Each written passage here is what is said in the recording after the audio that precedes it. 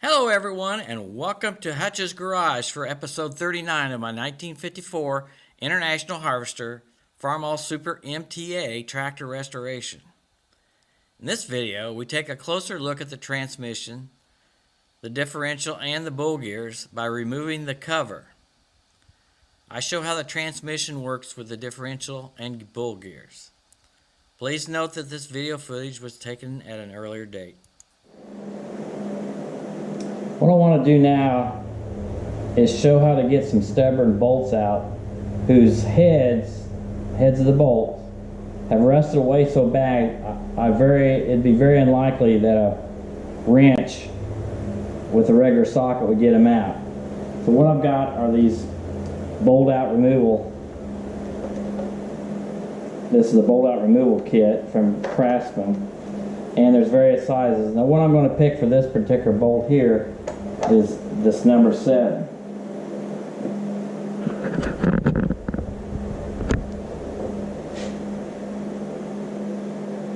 So I get that handy.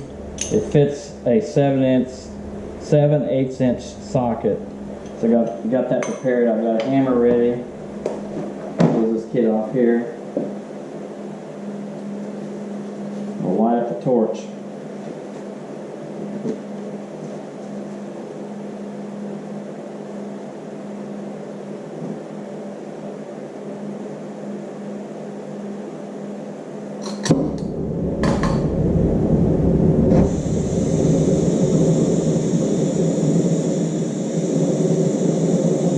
So I've already sprayed penetrating oil in here with PB Blaster, so I'm going to burn that off. It's been soaking for a little bit, and what you want to do is get that head red hot.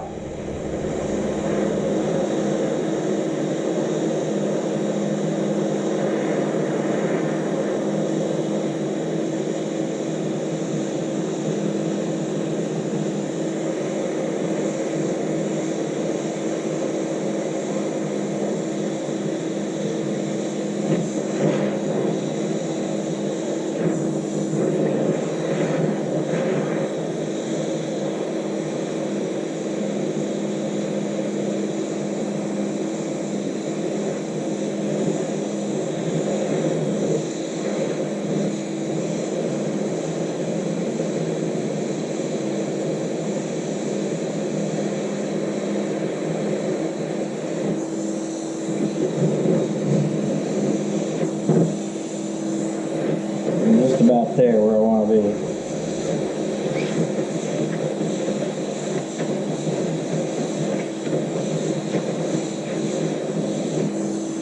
Okay. Set the torch down. So I'll take my hammer and drive that down to the bolt and see if it comes free. Sure enough it did. So I should be able to get this all the way out now. So that's how I've been doing it. And then I'll replace these bolts. And I also take a vacuum before I pull the bolt out completely, get all the rust and stuff that has come off of it. And then I'll vacuum the hole out after I get the bolt out. I'll probably have to, well, at this point now I could probably loosen that up and take off that piece. And there you have it. And that's how I'm removing these bolts. In previous videos, I indicated that I did not want to take the cover off the transmission and rear end, thinking that I don't really need to look at it because things look good up here. But I've changed my mind. There's a place back here that looks like oil may be trying to weep through, and I thought maybe it's a good idea I go ahead and look inside and see what's going on in the transmission. Hopefully I won't find anything, and we'll just put a new gasket on, put the cover back down, and be done with it. So that's what I'm going to do next.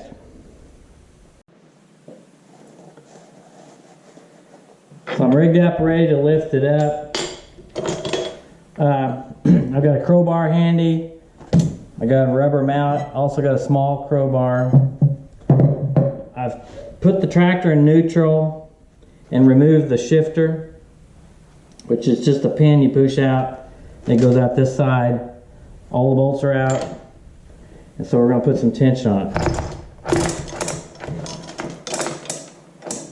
And I got a good amount of tension. So what I'm going to do is, there's an area here I can pry. All right, that moved. It's right here by the brake.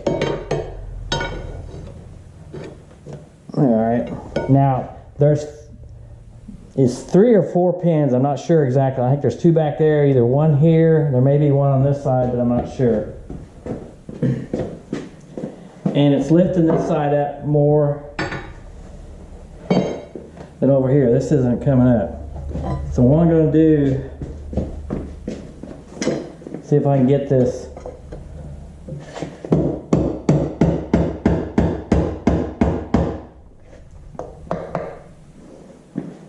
other crowbar, the sharp end in there, put more tension on it. Oops, wrong way.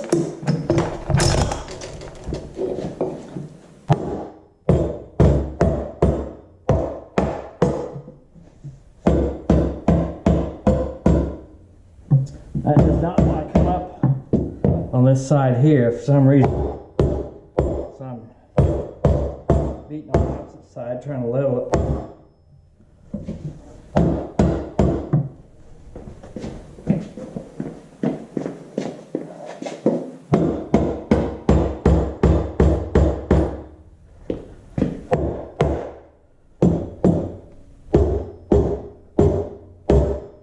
You probably could crack this thing pretty easily if you don't try to get it to come out level.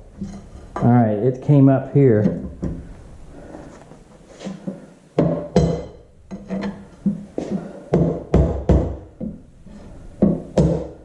Not sure where that pin's at. Alright, that's lifted it. Alright, well, a little more tension. So I've got 1/4 inch on this side. A little more than 1/8 on that.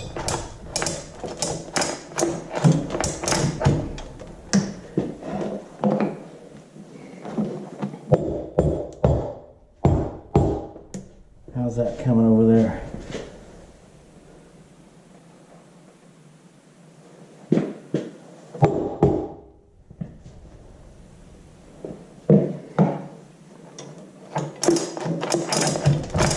Still wanting to hang up on that side over there. There, level it.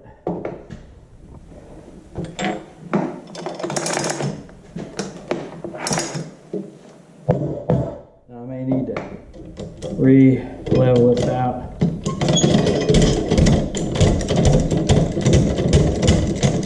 To lift the rear. Still.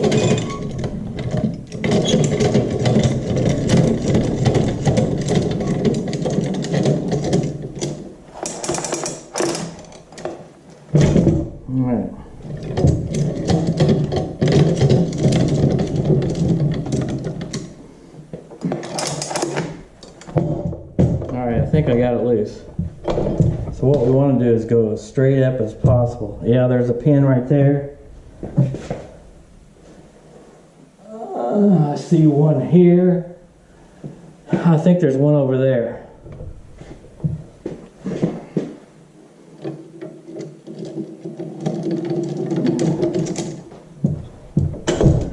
Alright, I think about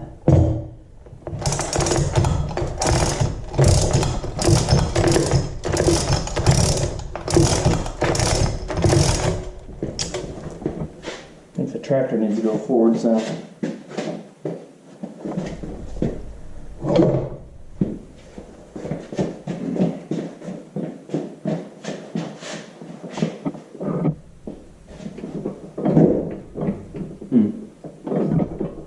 It must have put it in gear some way.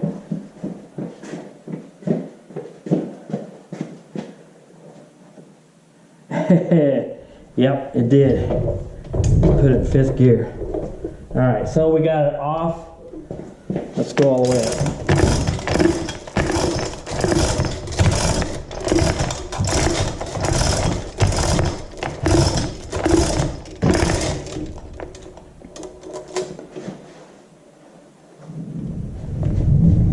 first look inside that. See what we got.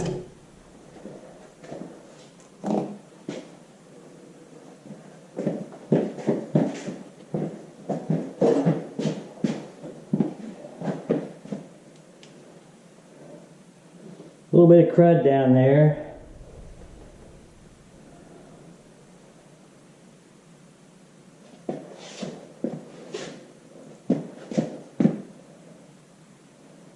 So this is the wear side. Wow, those, you can see a little wear, but it's not much at all. It's very, very good. I don't feel like anything catching my finger. This one's flat all the way across. The big differential gear right there looks good. The main pinion gear looks good, which that's the one could wear out completely on you. Very little play, but actually looks excellent. And there, right here, is the torque amplifier. I doubt if you can see it. We'll take another shot and show all the various parts in here.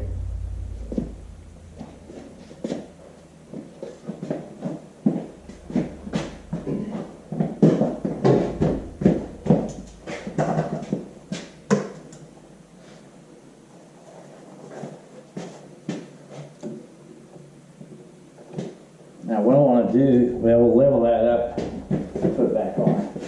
So I'm going to remove this chalk.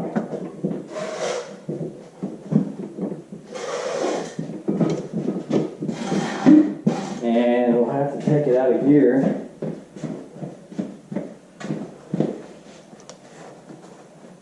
There's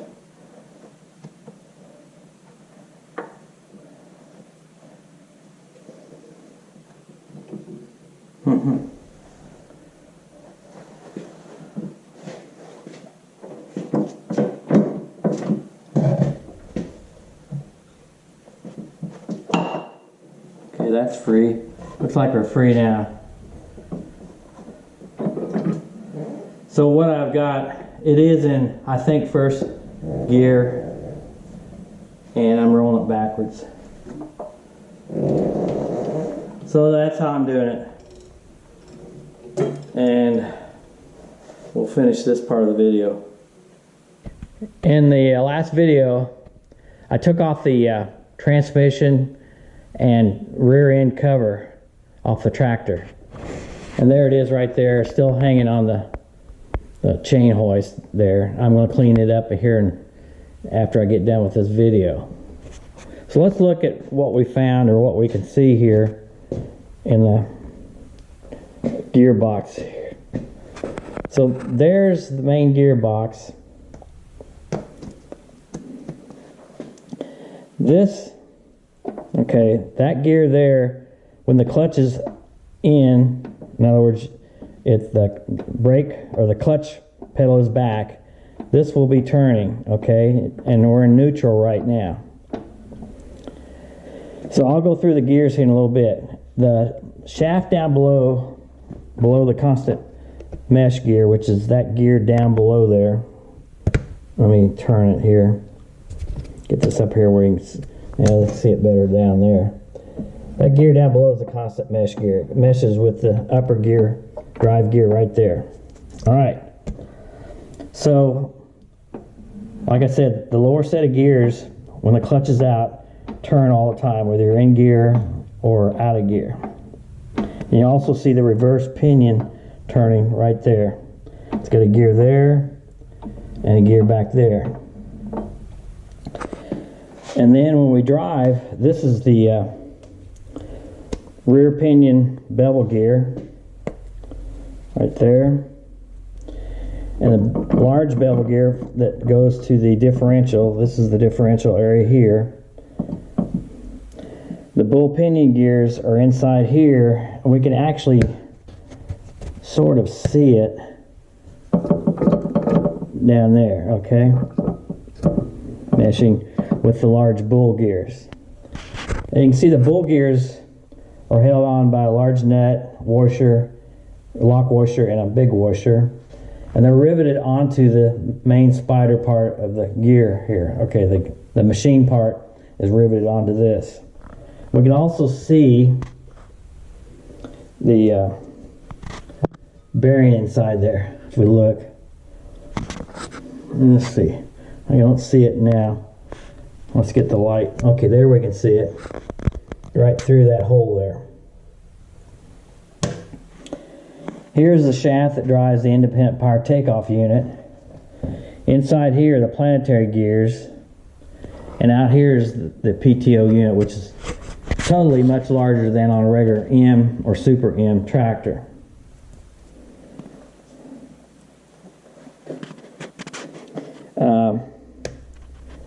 Down below down there you can see the shaft going through for the brake pedals that go from one side to the other. Also the independent power takeoff shaft coming through. There's a coupling there. If you follow it back, there's another coupling right there. So there's a shaft that can be taken apart when you take the power takeoff out, and that can all be removed. If you receive a tractor that does not have a power takeoff unit, it won't have that shaft down there. And of course it won't have the power takeoff unit. It would have a blank at the rear. We had a 330 International utility tractor. It did not have the independent power takeoff unit when we bought it, and we needed it later. So Dad was able to order that. This is back in the 60s. And they just took off the back cover plate, installed this shaft and the couplings, and then installed the independent power takeoff unit right there. Essentially it's the exact same thing as what's on this particular tractor. This unit is also the same that's on a 400 and a 450 tractor, and they changed it somewhat on the 560. But basically also, I mean, you're looking at a 400 and a 450 rear end, and I guess initially what the 560 was, but they had problems with breaking gears at so many hours, and they had to beef up some of the rear end back here because of the higher horsepower engine on the 560 tractor. I want to go through now how the transmission works through the various gears. I've got the left side wheel and tire jacked up off the ground, and the right side is still on the ground, so it will not turn. We're looking at the clutch housing with a brand new clutch plate, and what I'm going to do is spin this clutch by hand, which turns the shaft going into the torque amplifier system, and we'll move the gearing that way, and that's how I'll move the gears, and we'll see the tire turn. So right now, okay, you can this would be like if the torque amplifier clutch, the handle is pulled back and the clutch that would sit right in here is released. So I don't have the clutch back in here yet. We'll install it later. And then you can see the torque amplifier planetary gears turning right there. And then you can see this drive gear turning, and down below it the constant mesh gear. All right, so right now everything's in neutral, and while it's turning, the lower shaft and all that, those gears are turning. Okay, see that?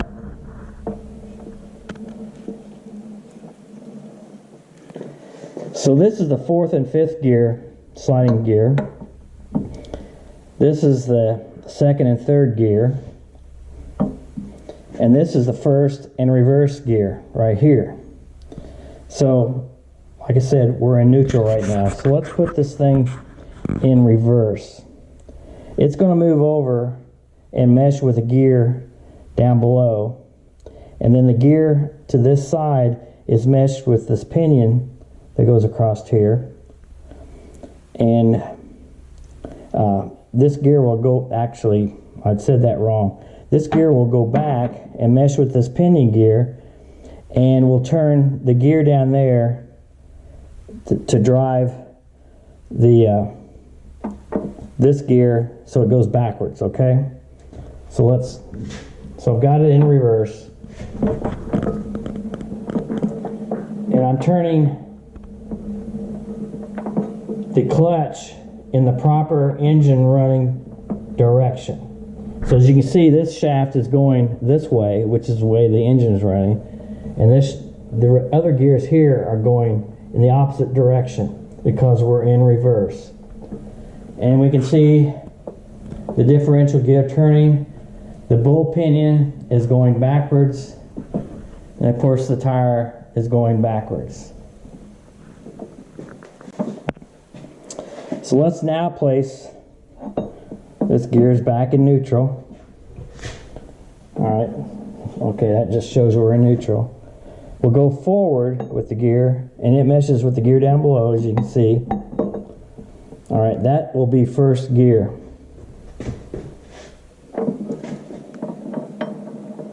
So now all the gears are going in the same direction that the engine is going, but of course these 3 gear sets there are going slower.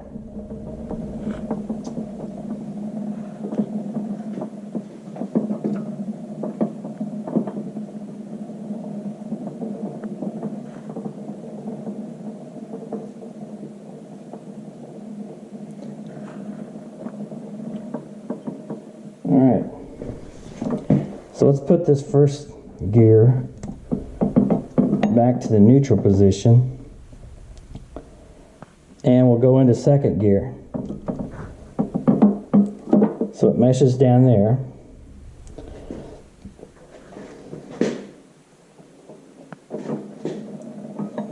So that's second gear.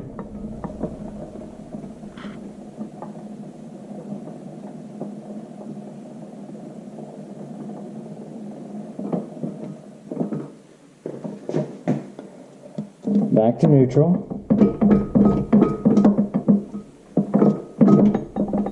Yeah, I can turn it that way. We're in neutral. Now let's go into third gear.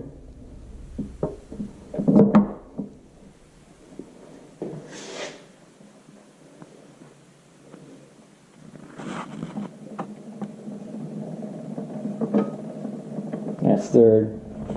And as you can see, everything in the rear end is turning a little bit faster than it was before.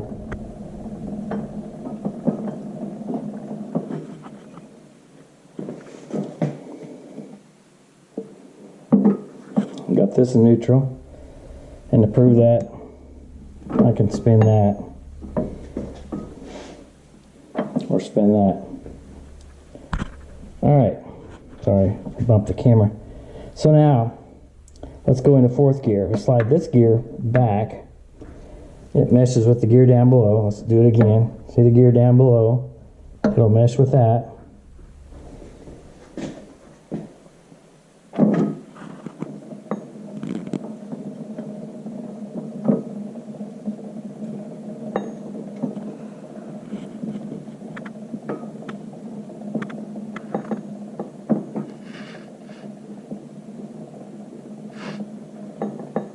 So that's fourth gear.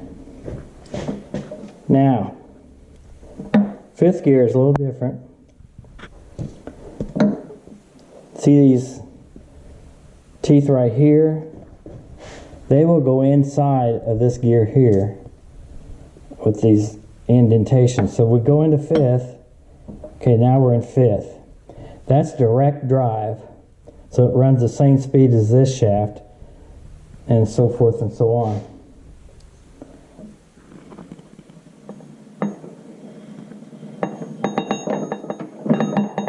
That number one gear is bouncing around. But as I spin it, approximately the same speed that the engine would be going. In other words, like the engine, everything's moving faster in the back.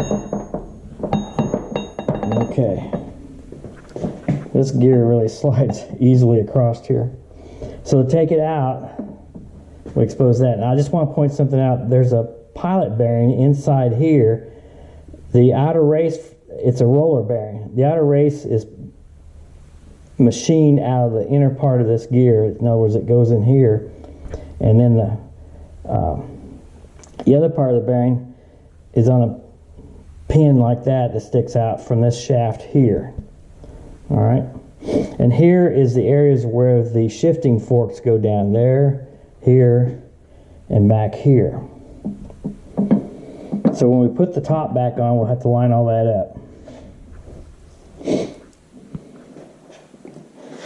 The gasket, when I pulled it up, it was broken in a couple places. I think I broke that one myself, but and that one probably broke when I lifted it up right here. So there's 1, 2, 3 pins for the top cover. And I believe the part of the problem I had, this pin was slightly rusty or something. It was grabbing as I was trying to lift it up. Also, I didn't have it very good as far as the equal lifting of the cover. And of course, having one pin over here, that if that grabs any, it's going to make it want to go that way. So that's kind of the problem I had when lifting that thing out. So basically what I'm going to do is take this gasket off, get a new one, and clean out the transmission box and the rear end box and clean it up a little bit. I don't think there's any need to go through this, and no more than I'm going to use this tractor in the future.